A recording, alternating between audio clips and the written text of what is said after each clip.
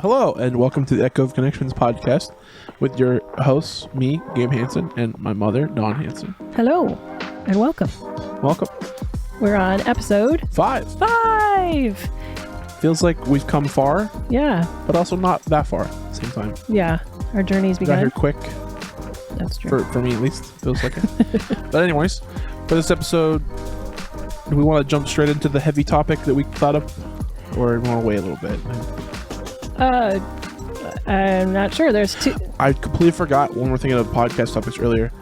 You had said you had a good miracle story. I had a good miracle story. Okay. I don't remember. You said to remind you. Oh, shoot. I have a good miracle story. It was from work this last week here. Okay. Well, whatever. We get to it, we don't get to it, whatever. Yeah, I have to end that part out. We can cut some stuff, yeah. Anyways, do you want to jump straight into the topic? At hand? The topic at hand. So a couple of things I wanted to say just a little bit before that. Okay. One is a big thank you to the guests that we've had on our podcast so far. Yep. Tracy Commissar, whose episode has been our most popular so far. Yeah. And It was Helen. a lot of fun to record that one. It was a lot of fun. A lot of funny, a lot of laughter. Yeah. Little spree. Shout out to Tracy. And a shout out to our other guests who have agreed to be on the show. Yep. And to Helen Dubov, whose episodes comes out July 1st, which will be after this is out. But we're super grateful for her coming on our podcast. And We had a great time. we did. And I learned a lot. Yeah, I learned a ton. oh my gosh, I've become a huge fan of Dr. Les Carter on narcissism. I watch it every day. I don't know how I missed it, but it wasn't until editing that episode that, because you'd already sent me the link to, what's his channel? Surviving Narcissism. Yeah, to start surviving narcissism. Yeah. Yeah. You sent me a link to one of his videos before I edited that episode, so I was like, had to get onto this. And then while editing that episode, I was like, oh, this is where you found the channel. Okay. She had said he's got tons of things on YouTube, and he does. He's got tons of information. And what's really great is that his take is just one of simply positivity. Like, here's the issue. You get to make choices, but the best thing we can do is make boundaries for ourselves about what we're willing to accept, not accept. And I love that idea of having good boundaries, which is challenging for me. Yeah. Well, I think he lays out the information of whatever the topic of the video is so well. Yeah. Yeah. Like, he just gives you the 12-point list of whatever narcissism is or whatever, Yeah. And like covert and invert, and the one we watched yesterday, which I can't think of the name, but the baffling. Yeah. Crap. Yeah. That one. I posted it up on the LinkedIn because it was such a good podcast. I mean, YouTube video. So our what has happened with the podcast was what we were hoping for, which was to find new information, learn new stories. And, there's a lot of people who are out in the world dealing with trauma and need help. Or don't even know they have trauma. Right. And Helen's definition of trauma. It's been kind of world shaping or changing or whatever. Yeah. What was it she said? Anything that makes you stuck, right? Or something like that. Anything that bothers you keeps rolling around in your brain. I always butcher trying to quote something, but... Right. Yeah. But I learned. Yeah. And I think the spoon stuck in the garbage disposal works for me because... You can visualize. I can totally see that and hear it. So yeah, and everybody has their thing that we need to work through. But what's nice, and what I hope our podcast does, is gives options and ideas. Like we're going to talk about a school shooting, which is the Thurston High School shooting that Tracy had mentioned. It happened May 21st in 1998. Tracy had been working at 911, and I was working at the police department, Springfield Police, where that was the primary agency that responded.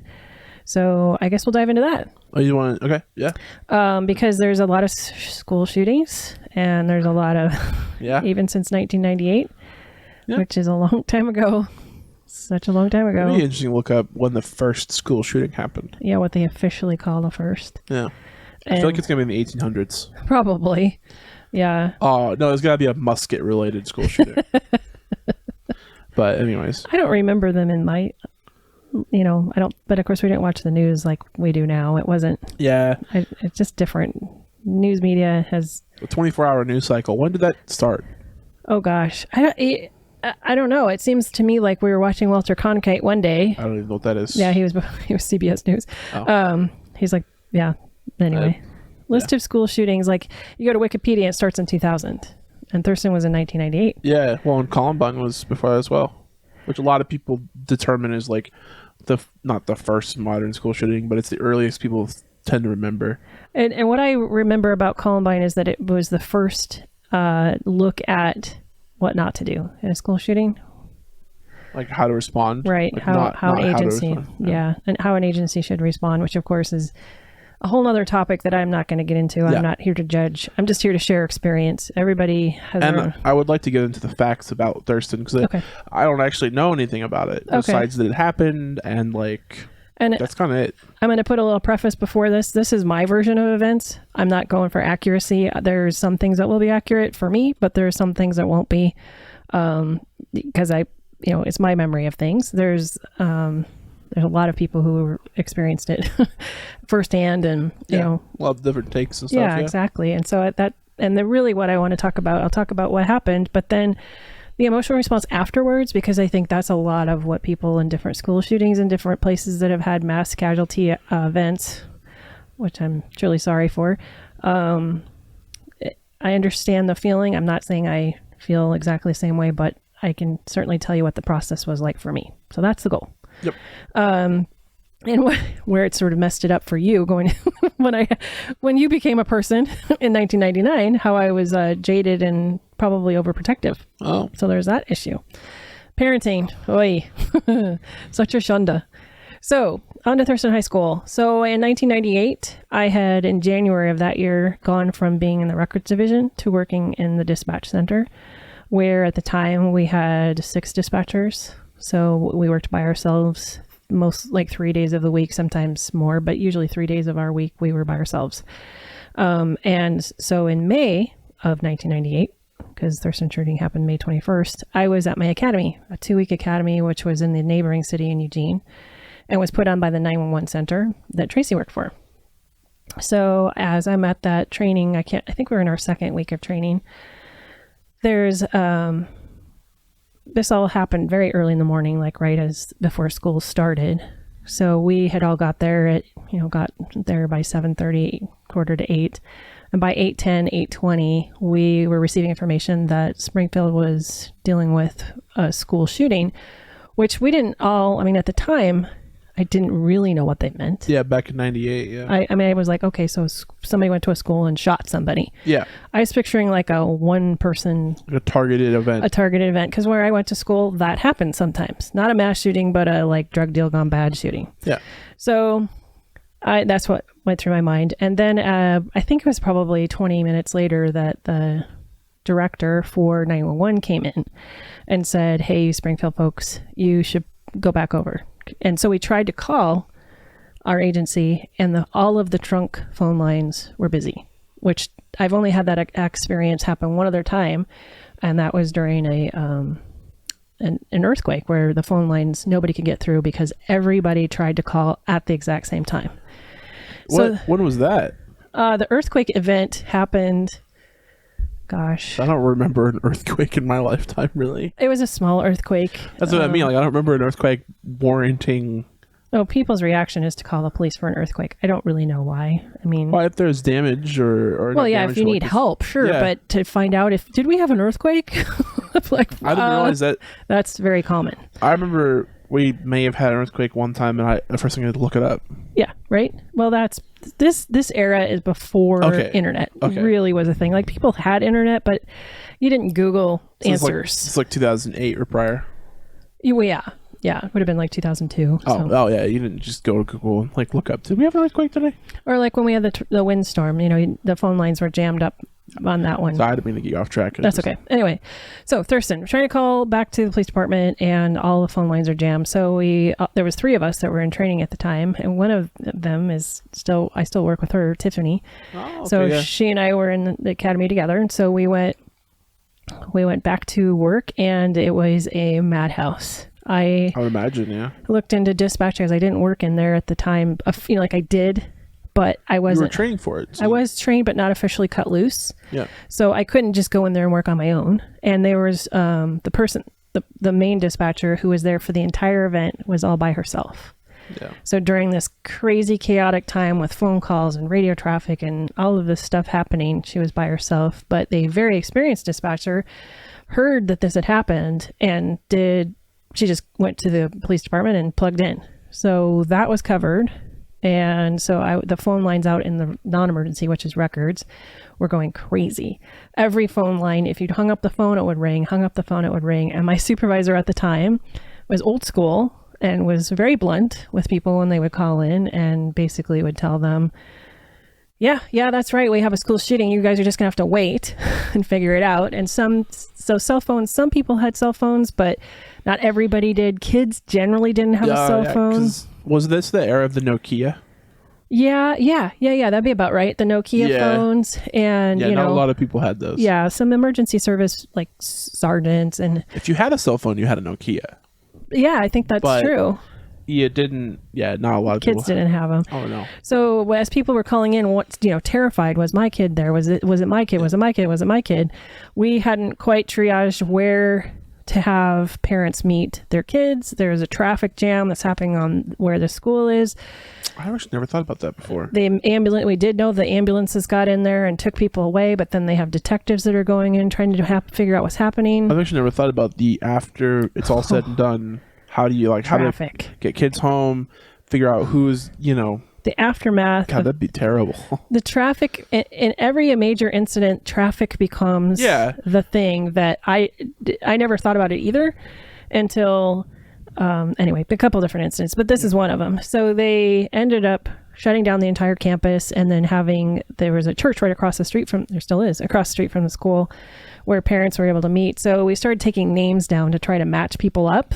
Okay, Johnny Smith, okay, your son Susie, or your son Susie, your daughter Susie, son, whatever, they'll meet you here, they'll meet you there. But that didn't really last very long. It didn't really work very well. And so they finally just put out to the media, put out on the radio and put everywhere we could, meet up at the church. Well, the church parking lot can't hold that many people either. So the overflow, I can't even imagine what it was like out on the scene. I would have done it hey, if your last name is A to M, you meet at church. If it's N to Z, you meet at But a lot of parents were already on their way, so that was the other issue, is that the emergent issue was, and this was before social media, so there's no Facebook, there's no Insta, there's no nothing. You couldn't just reach the masses out of a tweet. Right, it's sort of a plus and a minus, because they were able to control the dialogue and the narrative a little bit, but not. Anyway, so there's every issue has its other issue. So, and to back up the Thurston High School story a little, I'll go back to the back eventually, but I'll just finish this part. So the phone lines are just crazy. Yeah. Every kind of media, everything you can imagine. The city hall is trying to get a hold of us because they're basically a city block between us and the city hall. And the city manager wanted to talk to somebody in command to know what was going on, because they're getting overwhelmed with media calls as well. And so I had arranged a cell phone number, again, very rare, a cell phone number to one person I knew up at City Hall who was going to connect that to the city manager. So I get the phone number. My supervisor, who is a little overwhelmed at this point, is basically taking calls that are on hold that are there's 5 hold lines. So we would say, I have line 1, I have line 2. So each one of us would shout out what line we had, and I'm putting it on hold so that nobody would pick it. Yeah. She would not listen and would pick lines. So she picks a line that is the lady who I'm going to put you on hold. I'm going to get you a cell phone number. So she hangs up on her. Well, I can't get an outside line again to call her on the cell phone to tell her that we've gotten the information to the right person, I can't even get an outside line. The lines are so jammed.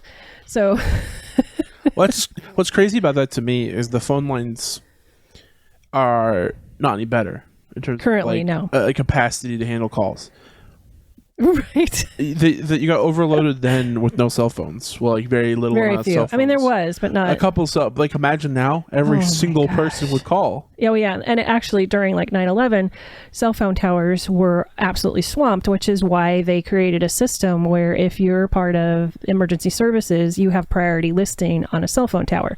So any kind of first responder who is anticipating being needed and called, like any of the sergeants, lieutenant, anybody sergeant and above, and any SWAT officer, anybody that's going to be like the triage group, medical, any of that kind of thing, needs to be on that priority list. And you can do that. With their private cell phone? Yeah, your personal cell phone. Oh, wow. You can go and register your cell phone with your cell phone carrier so that they know that if this phone line comes through, it's a priority number and it should go through even if, like above you trying to phone call or whatever. Yeah. But of course, we found that text packets go through. Yeah. Text packets are where it's at. Texts are great, yeah. Text packets are like quick, go. Because you're sending just a couple sentences at most. You only need like just a tiny bit of bandwidth, data to go. As opposed to a phone call, which is going to take much more. So, that is one really great thing. Anyway, so back to Thurston. So during this whole mayhem of phone calls, and this goes on for hours and hours and hours, like by this point, they already have Kipland, Kinkle in custody. They already have the hospitals are on a full triage. We already know who's been killed at the scene. What? So, how many in the end? Yeah. So, these are part of the details I don't know. So it was just one guy, right? Yeah, one shooter. Who and I honestly had to go to Wikipedia because I was just like, I mean, I knew the details, but I didn't want to get it wrong. Yeah. So also been over 23 years, right? So. I remember certain pieces very vividly, like the phone lines. But so to back up the story a little bit, on May 20th, 1998. So sorry, it happened on May 21st. 21st. So one day before. One day before, Kipland was suspended from school for being in possession of a loaded stolen firearm. Okay. A friend of his had stolen a pistol from his father. I do remember that. Okay, yeah. Yeah. And so our detective, Worthen, who, if you watch the front line on Kip Kinkle, they actually show a little bit of the... Oh, the front line on this. There is a front line. It's very good. I'll have to watch that. Yes. So Kipland is brought to the station by the detective, who takes him into an interview room. And there's some sort of altercation in the interview room where he was apparently not patted down quite right, or something happened, and he may have had a knife and pulled it on the detective. So is it confirmed, or is that a may have? No, it's confirmed. If you watch the front line, it talks about it. I don't know. Yeah. So they end up calling his parent and having him come get him because at the time our juvenile justice system may not have lodged him. So they were like, his parents would be best to take care of the situation. So he... Yeah, okay. His parents are school teachers at Thurston High School. Ooh. Yeah. Yikes. And lots of people in our area knew them. Like they were well known people. You're talking Springfield back in 1998. That's 30,000 people? Maybe 40. Maybe 40? Yeah. Yeah. Everybody knew everybody. I mean, they still do, but it was even more. Well, I mean, you got a community like Thurston, because Thurston is it's like a sub community in Springfield, right? Yeah. So it's very easy for everyone to know. And there's only 2 high schools in the whole city. So I mean, still. Yeah. So he goes home. I don't know what time this happens. I think it does explain on the front line what happens, but at home in the afternoon, it sounds like his parents say, "Hey, you're off to military school. We're done with this mess." And there's a lot of history about his behaviors and things that have been happening. I imagine, yeah. And then apparently Kip actually confessed to his father that at the kitchen table while they're drinking coffee, and tells him about a rifle in his bedroom and ammunition from his parents' bedroom. And so apparently that's when he shot his father in the back of the head and dragged his body into the bathroom. This is after? This is before. This is on the 20th. Oh, okay. So he goes home after his interaction. Sorry, because it makes it sound like he got arrested. He got home. He gets home. They have a little chat. He's told he's going to go to military school. I'm a little confused then. So is it after the school shooting? No. This is before. Okay. So the 20th. So on the 20th, he gets suspended from school. Yeah. His parents come and get him. His dad does. Okay, because it made it sound like they arrested him after the school shooting and then he was sent home. Oh, I'm sorry. No. Okay. Yeah. No, yeah, you're right. So 20th. Yep. He goes home from being suspended from school. He talks to his dad. He goes home from being arrested with pending expulsion. So he was arrested on the 20th. Yes, and released to his father. I guess that's where I got a little confused. Yeah, absolutely. So he gets arrested on the 20th for having a gun at school. Mm-hmm. Parents take him home. This makes sense why he got released now. I thought he got released after doing the school shooting, and I was like, "Oh no!" That's why my reaction was like, "What?" Okay, I get it. Yeah. Okay, so he gets arrested on the 20th. He comes home, sits down at the kitchen table. Dad tells him to go to military school. He goes and gets a gun and kills his dad and drags him into the bathroom, covers him with a sheet. Okay. He waits till his mother gets home at like 6:30 that night, meets her in the garage, and then shot her. Okay. Dragged her in and covered her with a sheet. Okay. And then it sounds like he prepares for the rest of that night into the next day of what he's going to do. Yeah. Okay. So then on the 21st, which is the day of the shooting, he gets in his mother's car, goes to the high school. He has on a trench coat, and in the trench coat, it sounds like he has 5 weapons: hunting knives, rifle, pistol, and ammunition. And lots of ammunition, like over 1,000 rounds of ammunition. Wow, I didn't really. That's heavy. He parks a ways away. He had a lot of poundage of gear. Yeah, right. That's a lot to carry. Fuck.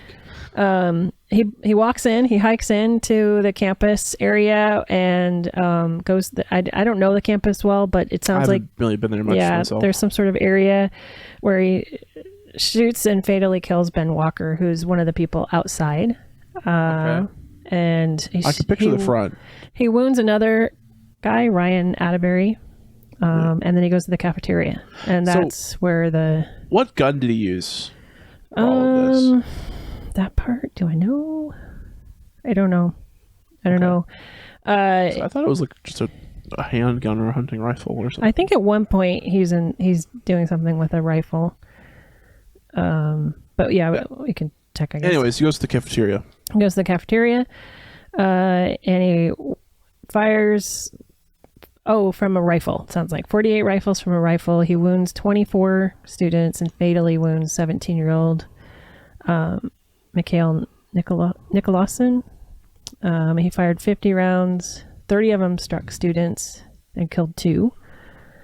And there were estimate 300 students were present during the shooting. Yeah. And one of the things that happened was as he went to reload, 2 students end up going after him. Jacob Riker tackles him, and a couple other students. There's another, I think his brother is there, Jacobs.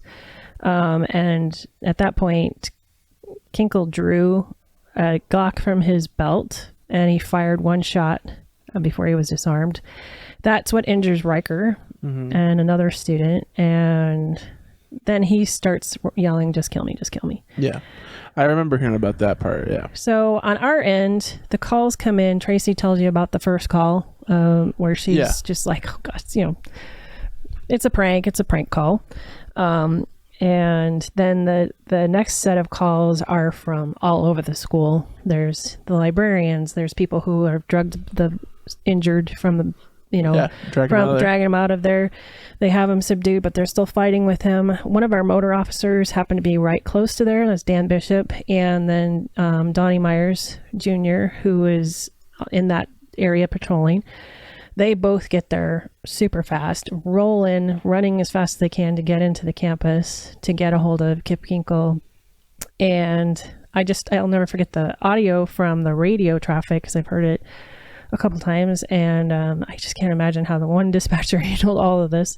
But the voice of Donnie Myers, who's, "We've got the shooter. We've got the shooter." And, it was a struggle fight, and he was cuffed, and it was slippery. There was blood everywhere. Yeah. It was a messy scene. All of the police department empties out, detectives, every possible, truck, car. Well, I remember on scene. The possible school shooter we're gonna have at Sheldon. Yeah. Oh yeah. I forget who said it, but I think somebody said it, like one of the cops had said that, like, people who rolled out to respond were cops that hadn't rolled out in like 20 years. Yeah. So like people poured out of the sheriff's office to come, state troopers, everyone in the area. I remember the miracle story. Oh, you do? We'll get to that. Okay. That's a good one. Anyway, so I just remember the miracle story as well. And part of the miracles. Anyway, so back to this. Yeah, so the sheriff's office realizes that Kip's at school, and they figured out, gosh, let's check on his parents. Nobody has seen his parents.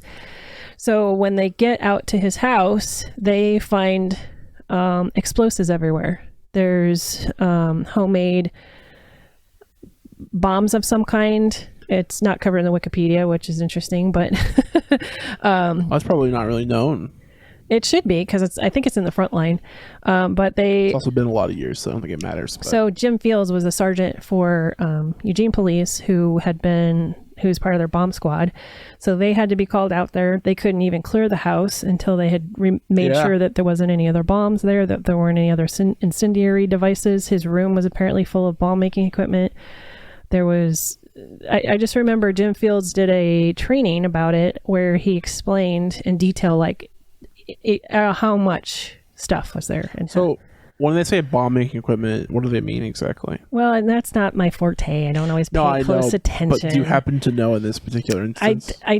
You don't really? It's not off the top of my head. Okay. At one point I might have known it, but that's probably 20 years ago. Just because I know how to make bombs, depending on what kind of bomb, and we technically have bomb making equipment here at the house. Oh yeah.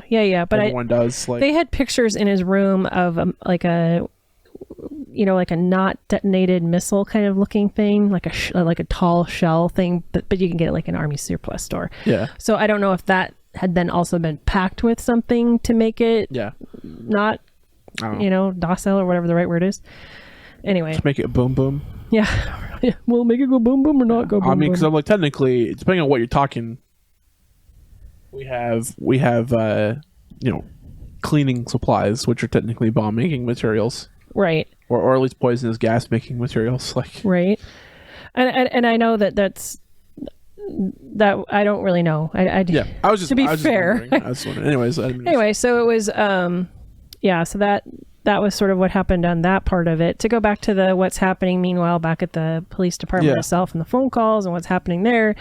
At one point during the phone calls, like, the scene's now under control. He's in custody.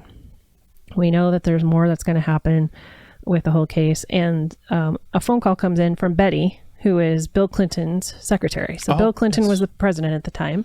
So Betty, she says, this is the office of the president of the United States. I'm trying to reach the highest ranking official to talk about this case.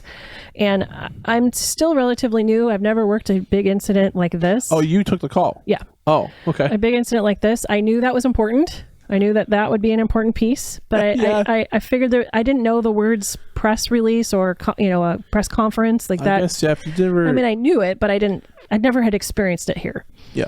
So I said, okay, well, Betty, let me see if I can get you through to City Hall, remembering my last go around with trying to get a cell phone and talking to the city manager's office.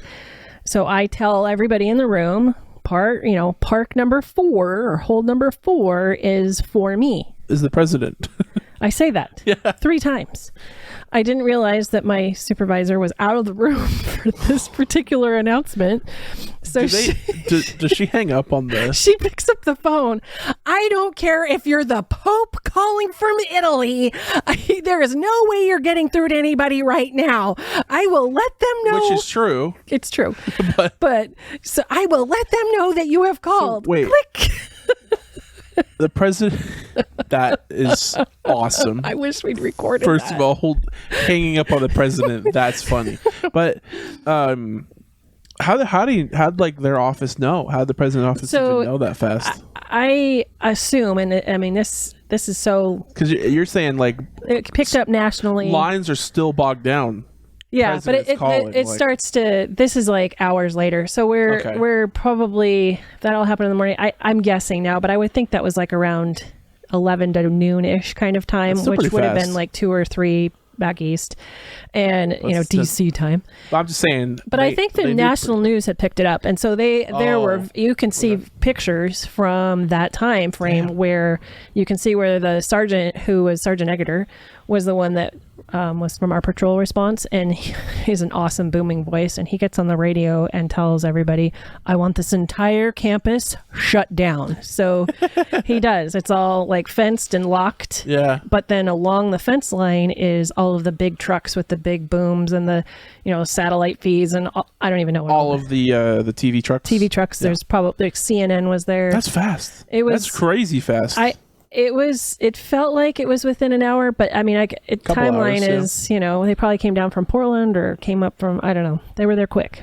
I mean, I'm just thinking, like, now it would make sense that anything like news, federal government, like, could know of a school shooting in like minutes. Yeah, and I don't know if like now, the FBI knew, and then they, briefed the president. I mean, I truly don't know the chain of command for like major incidents outside of my realm. To me, that the national news, like CNN, would know at the same time as the president. Yeah, and I mean, I would assume the president knew before, but yeah. This is the insider's version of events. It's clearly not the outsider, because I really don't. I'm just the lady answering the phone going, hold on, let me get you a number. And having my supervisor, I don't care if you're the Pope. That's funny. Oh my God. That's the kind of lady she is and was, and still is. And I hope that's in some ways I'm like her, but with just enough information to come in to, anyway. A little bit of input of information. Yeah, right. It was pretty funny.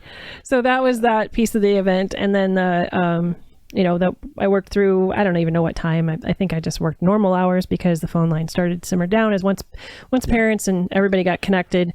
However, I did take a call. You have to continue on with your day. Yeah.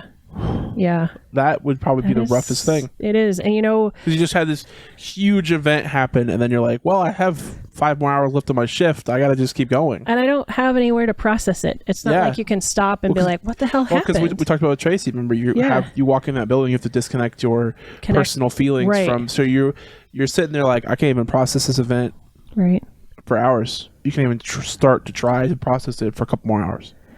And I don't remember this timeline on this, so please forgive me on this part. But at some point, I get a phone call from Kristen Kinkle, who is Kip's sister. So at this point, we know he's in custody, and we know her parents are dead, and she's in Hawaii, where she's going to college. And by all accounts, like one of those really wonderful people, and that sucks. I'm new, but I know it's not my job to talk to her, and I don't know who she should talk to, and so I have to put her on hold. And this time it was quieter and my supervisor was gone. So she knew by all accounts, but hadn't gotten the confirmation of knowing. So I was able to get a hold of the detective sergeant and just like, yeah, I don't know how and you do that. They talked to her, and they ended up sending the local police department to her to be with her and then try to coordinate. Oh, like Hawaii local. Yeah, I don't remember which islands, but I thought you meant like if someone had flown out to see her. Yeah, I wish. Gosh, I need to go to anyway. Bad circumstances. So she ends up that was one of the first times I've ever taken a call where I was like, oh my gosh, I have so much information and I don't want to share it, and I wish that you didn't have to know what's going to happen next, and just to hear her voice of hope and wishing and hoping that nothing's wrong. And I'll never forget that feeling of like, oh my gosh, I'm so sorry, your whole life is about to change. And in an interesting retrospect, it changed mine too. But at the time, it affects everybody. I didn't really think about that part. It affects the whole community. It definitely affects everybody. Yeah, it ripples. So anyway, I went home, and at that time we lived on the ranch. So I went on a walk just down to the stream because it was a nice spring May back day. then. Yeah, there would have been all the trees as well, so it would have been just a beautiful place to be. Oh, full of green and what was that? Windows. Oh. Anyways, yeah, that place would have been before the logging. That place would have been. It was and the stream was still flowing. The perfect like zen. And I had Deschutes with me, and one of the cats, Cosmo. I forgot Cosmo went with walks. Yep. I forgot about that. He followed along, and I barely remember Cosmo. I ended up screaming and crying and yelling at God because I'm like, why? What in what world does this thing that's supposed to happen? And I just was so confused and shocked and that's your reaction. Sickened and just imagine being. Well, I mean, it's hard to, but imagine being one of the parents. Oh my God, that's all I could think about. Even if one of the kids who didn't get injured or died, like the panic of where's my kid? How can I get a hold of him? I mean, because I'm just thinking back to Sheldon. Possible school. Yeah. I say possible. Wasn't possible. No. It was a overreaction to a possible situation from the mom that she overinflated. I just want to say we didn't go through shit. No. But I remember you texting me. I did. Yeah.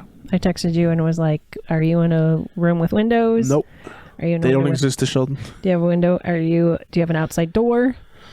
I think I asked you, and did you have an evacuation plan? If you had sent a text to me that said it's real, I would have been out the door. Yeah, I would have been gone. Which we'd agreed on. Yep. We'd come up with this agreement.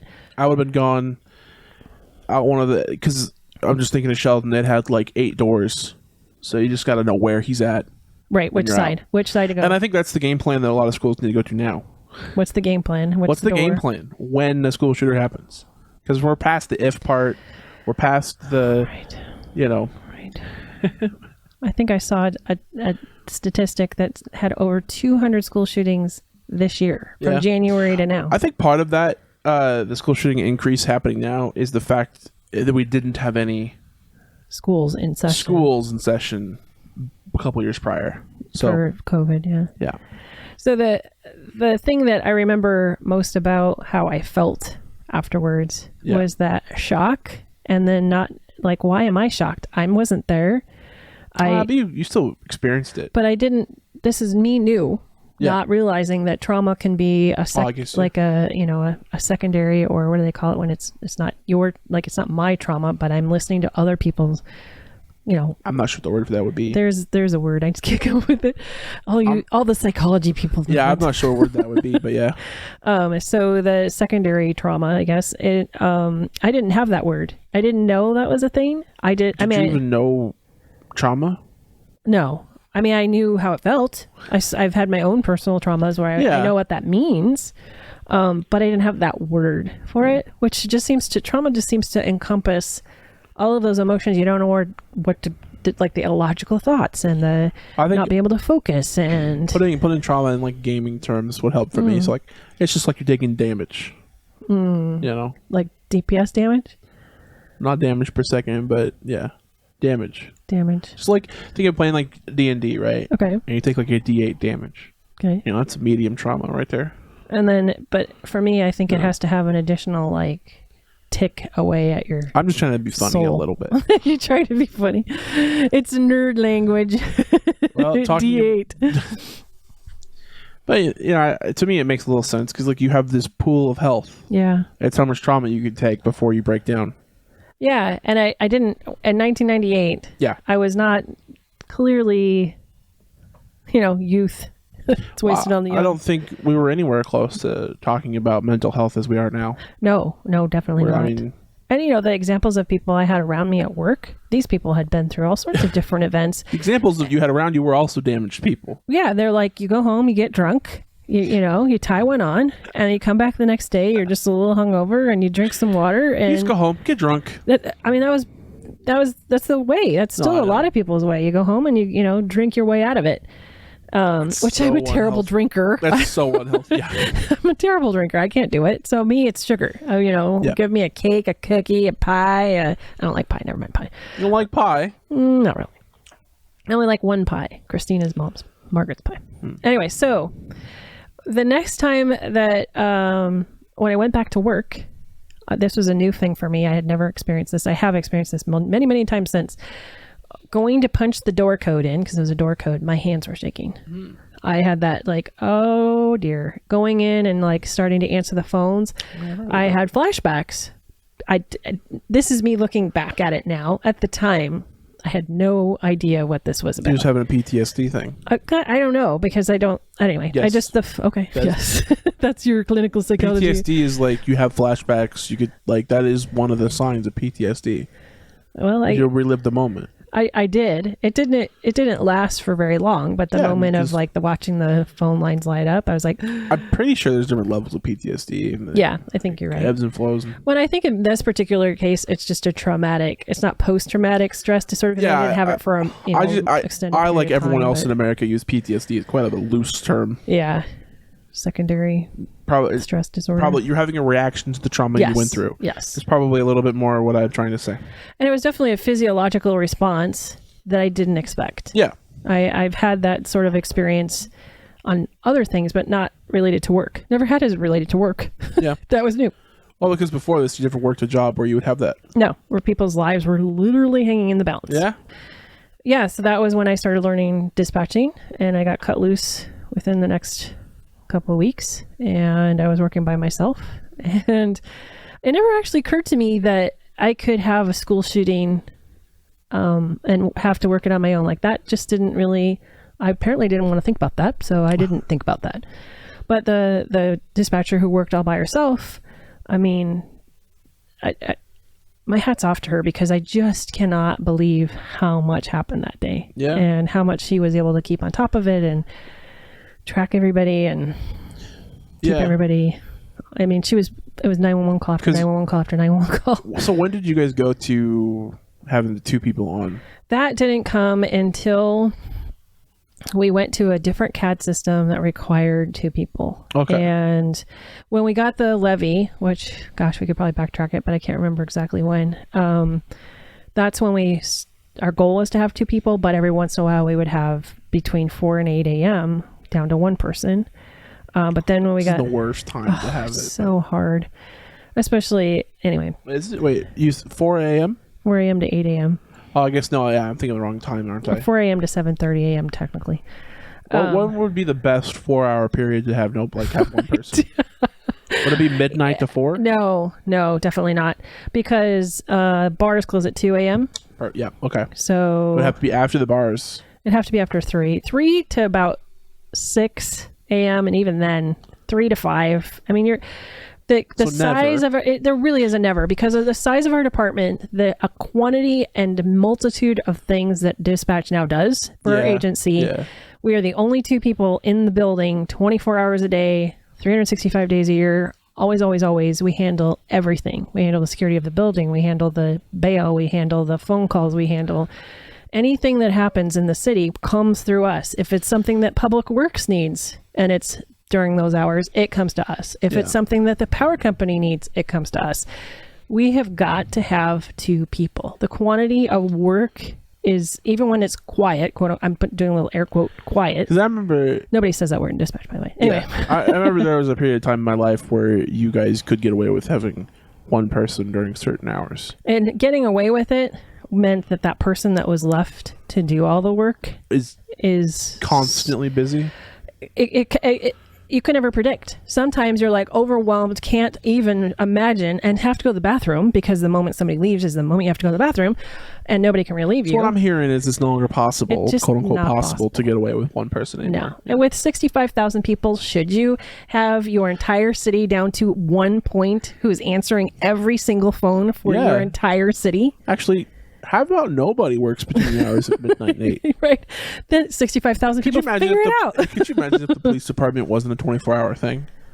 Well, there's some agencies who have done that and had to because of financing, or budgets, constraints. You could probably get away with it depending on what crime.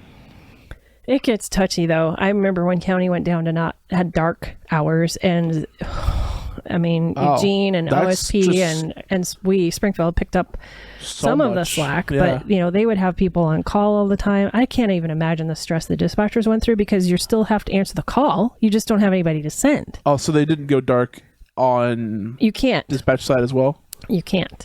There are state laws that say if you are a secondary PSAP that answers 911 lines, you shall have 24-hour service. Yeah. If you don't, you have to make a different kind of agreement with your 911 center, which costs those cities money. Yeah. So And I don't know what the breaking point is money-wise. I just know that that's this whole what the system agreement just feels is. like a house of cards. Yeah, it kind of is. That's used a little bit of tape. And some, duct tape. No, I'm thinking like Scotch tape. Scotch tape, You know? cellophane tape.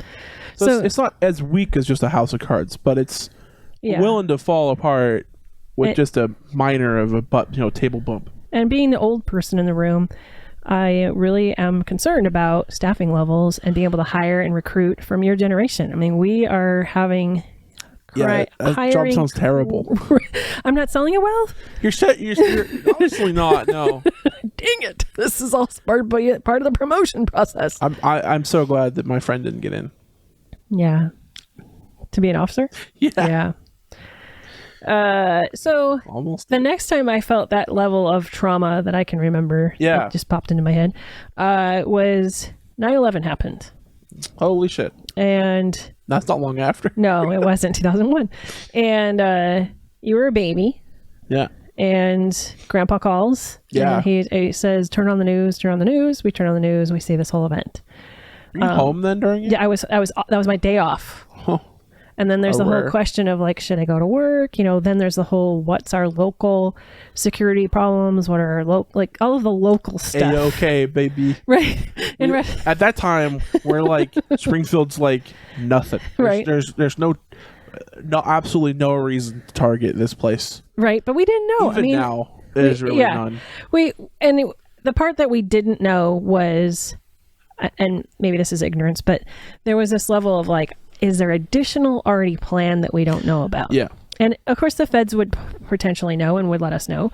But there was some, and this is where I do air quotes, hardening of targets. So we were looking at, meaning like in our area, they were looking at dam security and they're looking at power grids and they're looking at... It's fair. I'm glad that's the response. Yeah, it was I'm glad the response isn't, well, that's East Coast problem. Yeah. I mean, there's some of that, but obviously the next piece was, well, if we do have targets here on the West Coast, East Coast problem being 2,500 miles away. Yeah, which is absolutely crazy. Well, we know where the nuclear missiles are aimed, so we. No offense to those who live in the zone, because I'm sorry, but and we might now. You never know. Yeah, I don't know. Well, we don't here, but we're secondary or third or tertiary. I don't know. Hey, Google can't find us. So. So that was the next. So then what ended up happening is 2 years later, I'm taking you to preschool, and I just happened to realize it's September 11th. And as I'm leaving you out of school, as I'm dropping you off there, like it hasn't hit me yet. I take you in the classroom, I get you all set up. You like find a friend that you're going to hang with, and things are looking good. And I don't remember preschool. No, that's okay. So. I go out to leave, and I burst into tears. And I can't figure out why. I'm like, why am I bursting into tears? I think you've told me this before. Yeah, I drove home from because that was my day off. I drove home from your preschool drop-off crying the whole way. And it wasn't until I got home and went for a walk on the exact same path I was like, oh, I just left my son at a school on 9/11. School shootings are a thing. How can I put my kid in this institution of non-safety? So both of them kind of collide together. Yeah. And, okay, I could see it. Yeah. And again, I'm like, wow, that's a really odd response. I could see it because, like, being on the day of 9/11, 2 years later, you would. Are we at war yet? Then 2 years later, are we already in Iraq, or I forget where we went first? I'm not sure I was paying attention. To be fair, at that point, I was not paying attention. You only have so much real world attention span. Yeah. At least I do. That when you were young, it was even that less. bandwidth is so because it's all you. I'm all focused on what you're doing. But no, I can see it, like how the 9/11, thinking about 9/11 could lead you to the school shooting. Yeah. I could see the path. So the things that ended up helping were realizing like, how these things are connected. Yeah. And it wasn't until years later that I realized that I could have trauma based on talking to other people on the phone, and that can be affected. It can affect me in a certain way. To me now, it feels so elementary, right? Like everybody should know that. Hello, what are you in kindergarten? You don't understand this, right? It does seem a bit of a duh. You pick up stuff from everything around you, right? So I think to lighten the mood, although this is not a light story, I think part of it being like over 20 years old makes it so it's like, I imagine the people who are directly involved in this are still absolutely affected by this, but I think everyone around it probably could have. One of our sergeants was a student at Thurston at the time and was locked in his classroom and for hours while this was all processed. And his perspective is, I just wanted to get out there and get him. Which I'm like, I appreciate that too. I think that's a lot of people's reaction because they did. I mean, it's ultimately what ended up happening. Exactly. They got him. Yeah. And, there's a certain mentality of like, no, I'm going to go out. I'm going to go out in a blaze of glory. My mentality was, I'm going to leave this fucking place. Run. So the miracle story, which kind of ties into this a little bit, ironically, is it was it was a couple weeks ago. Yeah. There was, I took a 911 call from a lady who, the details that came in from 911 is that they're chasing a person who tried to snatch a child. Those are the words, snatch a child. So we take a 911 call from a woman saying that they're chasing a person who, a male who tried to snatch a child.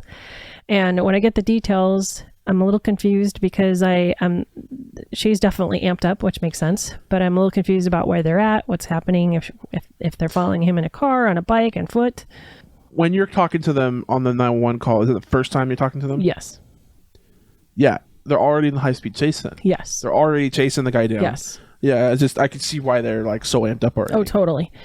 But I'm confused and I'm having to catch up like what actually happened, and I've never had this exact scenario happen. I've had similar that ended up being somebody knew, ended up being older children, ended up that the people chasing were younger. So I've had similar that were not real. They weren't a child being snatched. It was a joke. It was like antics gone wrong.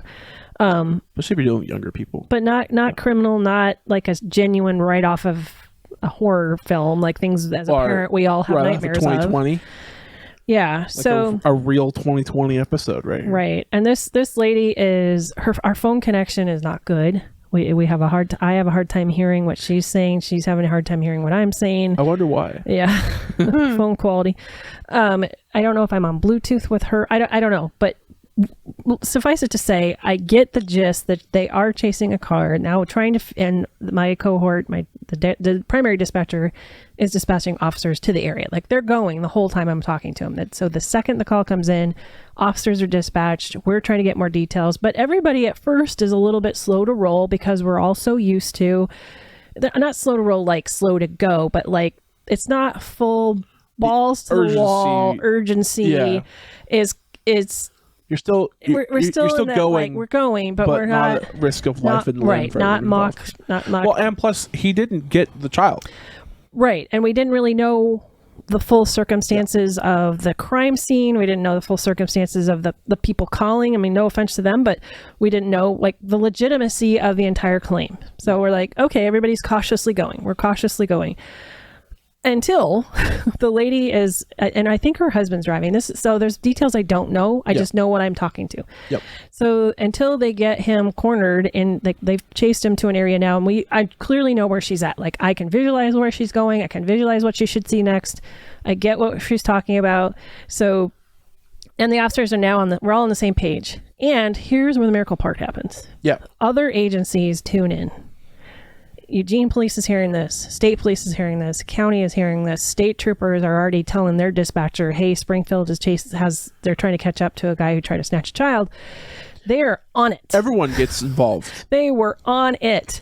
Well, like when kids are involved, a lot of people will like band together. Yeah, and even like hardened criminals band together for kids. So this lady says, "Hey, we've got him cornered," and it suddenly hits me that he might be armed. I'm like, back off. I don't know if he's armed. Yeah.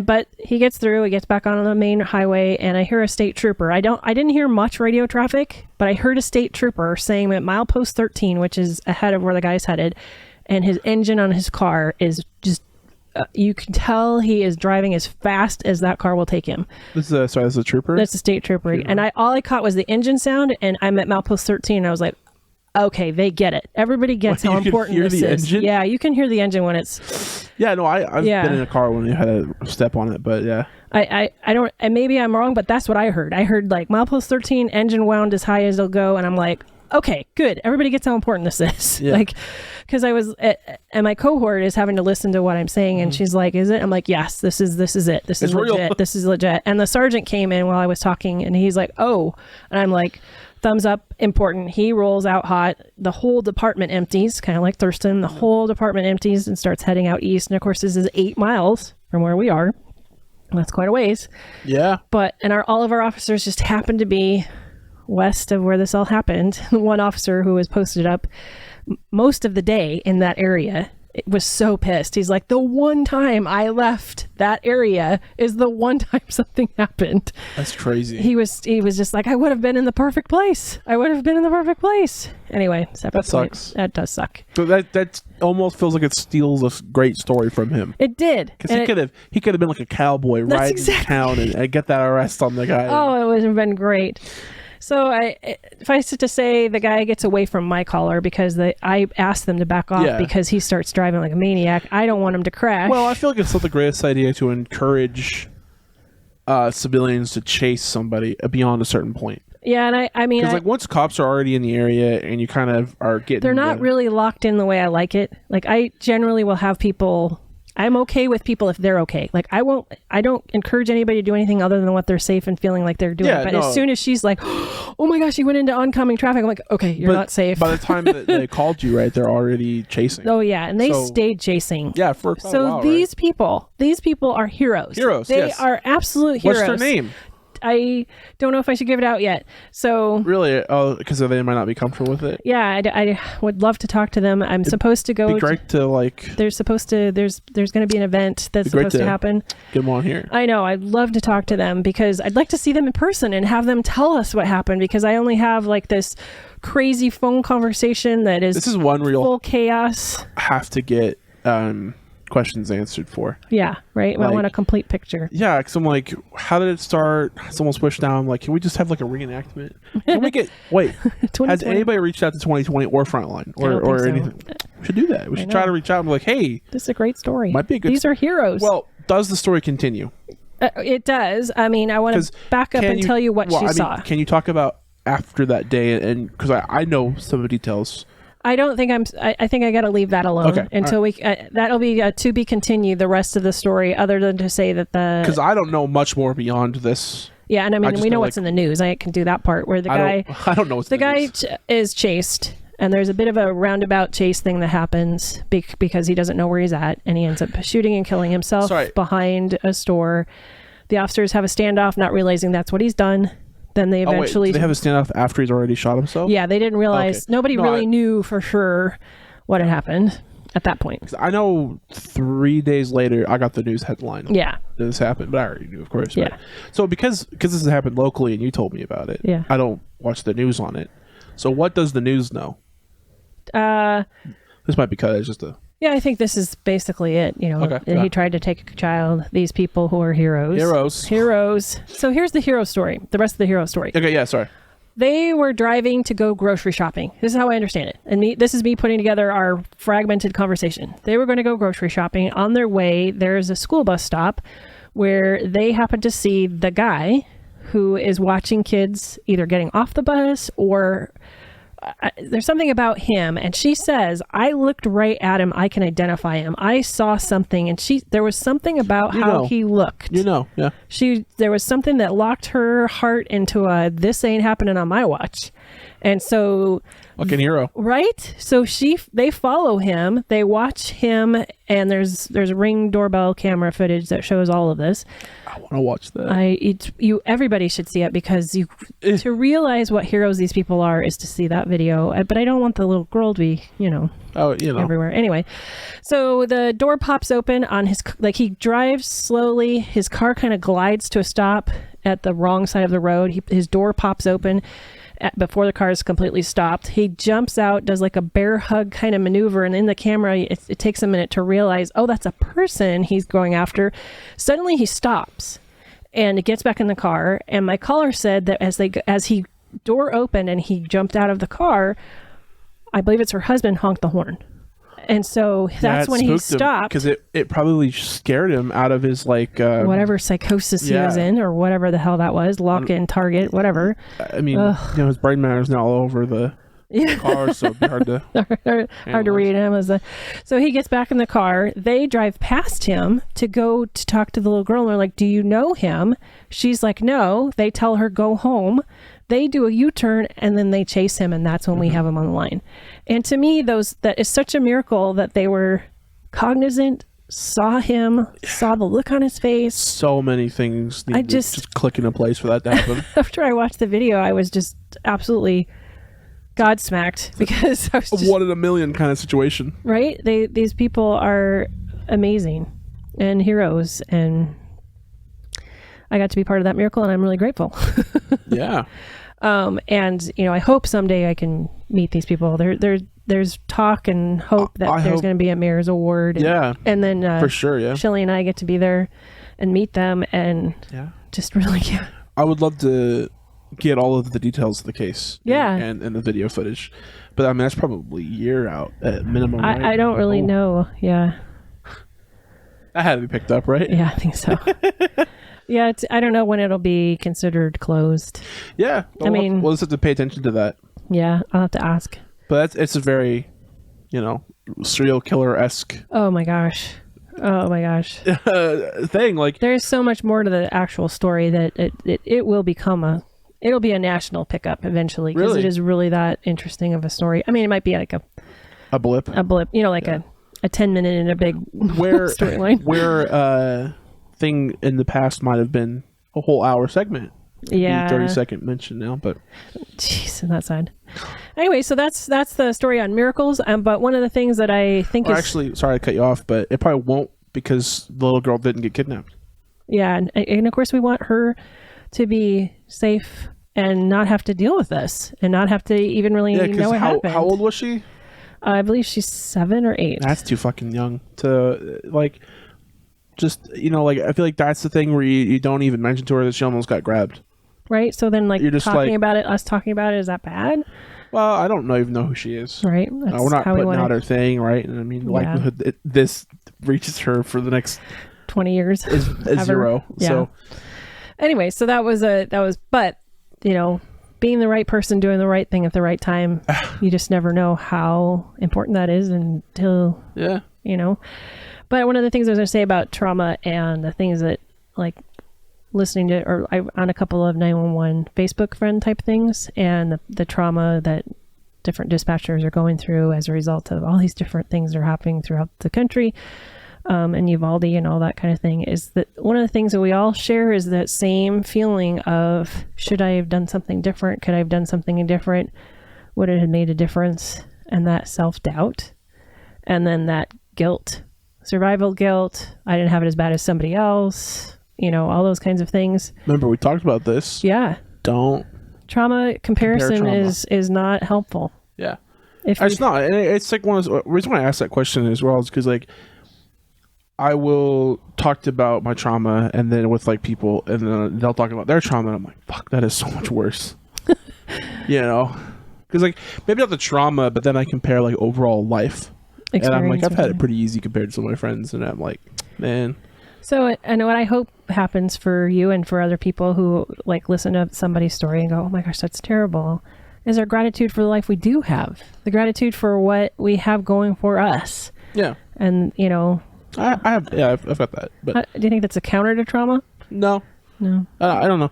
It's one of those things where you compare the trauma, it happens. We all compare it, but then I'm like, nah, but my trauma is my trauma, their trauma is their trauma. Right. We have to own what's ours. Yeah. But one of the best things to do for ourselves is to be gentle and just realize that it's going to be a weird emotional ride. The shock of give whatever yourself happened. A little lap pat. That's kind of nice. I did the best I could. Yeah. I did the very best I could. And everybody who works, in trauma events, we do the best we can with the information we have at the time. Looking at it afterwards, hindsight, it doesn't help because that's where the news gets bad. Yeah, especially the current news pick thing on people and is the Uvalde thing, right? I don't want to get any details, but the news was so quick to get some certain details, and I don't know if you even know if they're right or wrong because I don't have the bandwidth to pay attention to it. Either. I'm like, I'll wait for all the facts to settle, and then dive into that because. And the fact of the matter is, we weren't the ones that had to make any of those decisions, but the people that are left having to put together their lives I'll skip over the judgment and all that stuff to get to. I pray and I hope that they get help, because that's really what it takes. Is we can't do it on our own. And sometimes the judgments that go on in my own head are the worst. Like whatever somebody might say on the outside isn't anywhere as bad as what's going on the inside. No one is more critical than yourself. Right. And then that waking up every day going, oh my God, I can't believe I did. And you can fill in the blank, or didn't do, or should have, woulda, coulda. It erodes. And the best thing I can try to do, and I try to do this when I wake up thinking that way, like 3 a.m, is like, I did the best I could with what I have. Yeah. Maybe that's something we should try to look for how to deal with in the future. The waking up in the middle of the night with the self-doubt. I don't have that problem, but I mean, like dealing with the inner self-critical voice. Okay. Yeah. That's a good topic. Because the inner self-critical voice is something we have to deal with. Constantly. Shame and blame and guilt. Shame, blame, guilt are like a horrible combination. Thank you for joining us on this episode, our fifth episode of Echo of Connections. We hope that you found some help and some hope and some shared trauma that, somebody else has been through it. I hope this particular episode was just entertaining. Yeah, right? Because, I mean, like, I think it's interesting look at a school shooting that happened here locally. Yeah, from the inside perspective. I don't have a whole lot of good details. Well, you were so new to the job, so. Yeah, being new is a thing. But I got sidetracked again. Sorry. Yeah. So please like us, follow us on Spotify, put some comments, questions, email us at echoofconnections@gmail.com. If you'd like to be one of our guests, I would love to hear from you at echoofconnections@gmail.com. And we're trying to get our website going, echoofconnections.com. So hopefully we'll get that going with the blog posts and bios and other kinds of information and links to helpful YouTube sites. We gotta work on our link stuff first. Yeah, we gotta look on some links. And Buzzsprout is please check us out on Buzzsprout. Usually I have chapters in there with links on that. So okay. I appreciate everybody who listened. Check ya later. Bye. Thank you for listening to Echo of Connections. You can find us on Audible and on Amazon, Spotify, our YouTube channel, iTunes, and anywhere else you can find your favorite podcast. You can check out behind the scenes, bio of our guests, and blog entries on our website at echoofconnections.com. Goodbye, and thank you for listening.